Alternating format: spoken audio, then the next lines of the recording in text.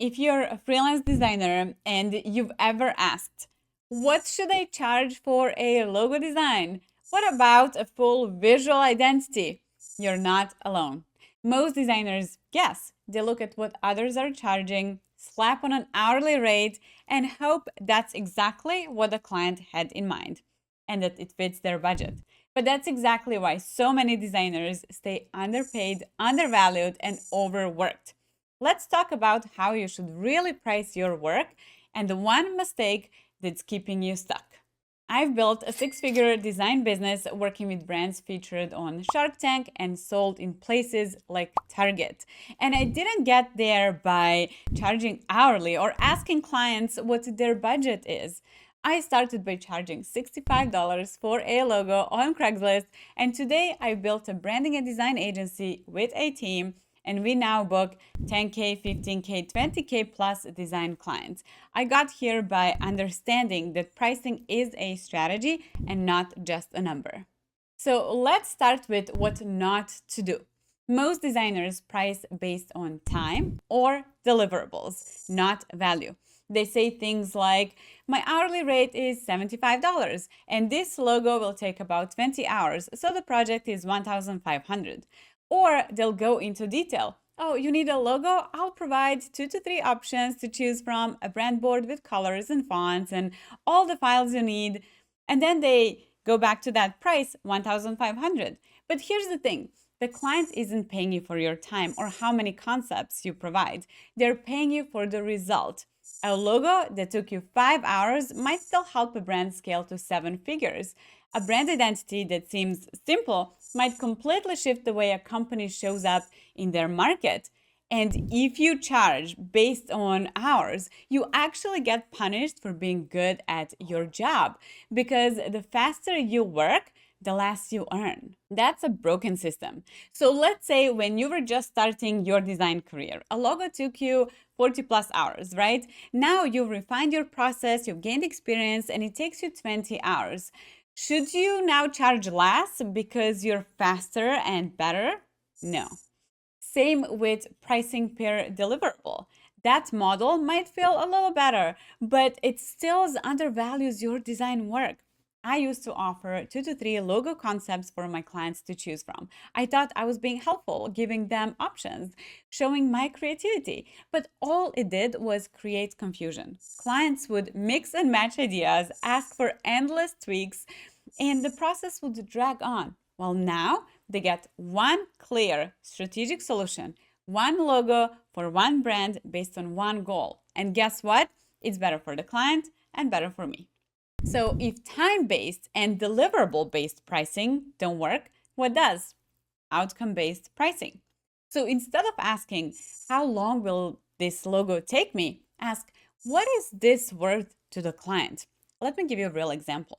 I once worked with a brand that was launching a new line of products. They had the idea, the formula, and the funding, but no brand. They needed a name, a visual identity, and packaging that would actually get them into retail stores, not just something cute for Instagram. That brand ended up getting picked up by a major distributor and now sells nationwide. The branding helped them position themselves as premium, trustworthy, and professional. How much was that worth to them? Not $1,500. That project was worth $18,000 and they were happy to pay for it because the return on investment was clear. So instead of saying, I charge $2,000 for packaging, you say, this is a strategic packaging design project built to help you increase product sales, attract people, and grow brand loyalty. The investment is $8,500. Now you're not competing with random designers on Fiverr. You're positioning yourself as a partner in their business growth. That shift led me to create what I now call a signature offer. Back when I did custom pricing, I would get inquiries and feel pressure to match the budget. I would start tweaking the offer, removing services, adjusting timelines, and by the time I sent the proposal, it was a completely watered down version of what the client actually needed and what I should have been charging for. Once I created my signature offer, everything changed. When you have a clear, repeatable offer, everything becomes easier. You know exactly what you're selling, so no more rewriting custom proposals every time a lead shows up.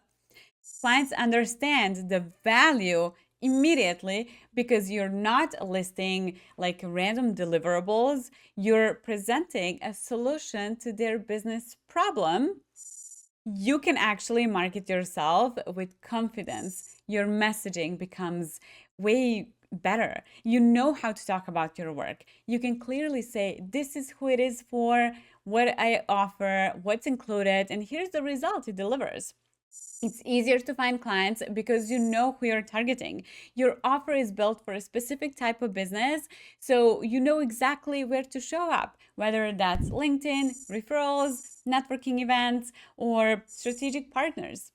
Your website sounds better too. Instead of trying to explain 15 different services, you just built one clear page that speaks directly to your ideal client. The copy writes itself, the offer leads the way. And best of all, you stop feeling like a freelancer. You feel like the CEO of a creative business. This one shift, building a signature offer, completely changed how I sell, how I show up, and how confidently I charge premium prices. And if you're sitting here thinking, this sounds amazing, but where do I even find clients who would pay $10,000 or more for design work? That's where positioning comes in. It's not about chasing random leads or cold pitching. It's about having a clear offer, strong messaging, and showing up where premium clients are already looking for designers. And I break all of that down inside my free 12K client attraction masterclass. It's designed for designers who are ready to stop guessing and start getting high paying design clients consistently with a real strategy that really works. And the link is in the description. Save it and check it out after this video. Now, let's keep going because one of the most important shifts you can make is how you talk about your price. This one is simple, but it's one of the most powerful shifts I've ever made in my business. Say your price early and say it clearly. Too many designers think about pricing on the spot. They wait until after the discovery call, after writing a long proposal, after pouring hours into customizing every single detail. And then they hope the client doesn't flinch when they finally see the number. I used to do that too. I would have great calls with potential clients, talk about goals, timelines, deliverables, and then when it came time to send a proposal, I would find myself thinking, should I go lower just in case? What if they say it's too expensive? Maybe I should remove something so it sounds more reasonable. And every single time I did that, I regretted it because it was shrinking to fit what I thought someone could afford instead of owning the value of what I was actually offering. Now I bring up price in the first conversation, not at the end of a pitch, not buried in a proposal. If someone asks what it costs, I say our visual identity and packaging project is $18,000. And then I stop talking. No justifying, no awkward silence filling, no explanations, just the number with confidence. Because the moment you start defending your price, you invite doubt. You tell the client, even without saying it, that maybe it's negotiable, or maybe it's too high, or maybe you don't believe in it either. But when you say it calmly and confidently, like it's a fact, because it is, clients feel that energy. They feel safe, they trust you. Think about it like this. If you walked into a luxury boutique and asked how much a product costs, would you expect the salesperson to say, well, we can adjust it depending on your budget? Or if it feels too high, we can take out some features? No, they would say it's $12,000 and they'll let you decide if it's a good fit or not. That's how you need to approach your pricing.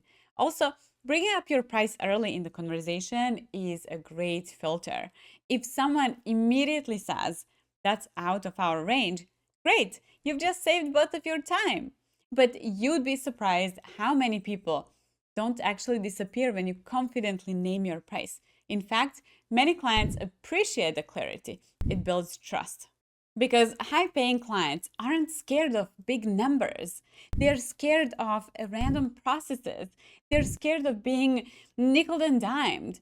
They're scared of hiring someone who seems unsure. So stop hiding your price. Say it early, say it clearly, and say it like someone who knows exactly what they're worth. That's what professionals do. And if you're still hesitating to charge like that, let's talk about why. Your pricing has less to do with your skills and more to do with how you see yourself. When you see yourself as just a designer, you charge like one. I feel like you have to prove yourself. You feel guilty quoting higher rates. You over deliver because you're afraid of getting pushback. But when you see yourself as a creative expert, as someone who helps businesses grow, you stop shrinking your prices. You know your work has impact. You understand what it means for a client to have a clear brand, a strong presence, and packaging that actually sells, or a website, and you price for that. I've seen this shift happen in so many of my coaching students inside the Eventive Academy. One went from charging $1,200 for logos to booking 8K brand identity projects within 2 months just by changing how she positioned her offer and how she talked about her value. And the other designer went from $3,000 projects to 10K plus for visual identity in just 12 weeks. It's possible. If you take one thing away from this video, let it be this. You don't grow by raising your hourly rate. You grow by changing what you sell. Stop selling time. Stop selling a list of deliverables. Start selling one clear premium offer that solves a real business problem. Position yourself as an expert. Lead the process.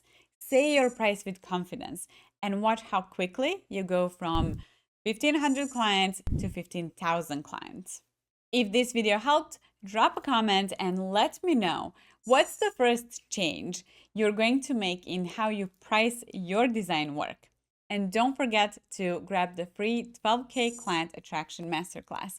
The link is right below in the description. If you want more videos on pricing, premium clients, and building a design business that actually works, subscribe and hit the bell. I'll see you in the next video.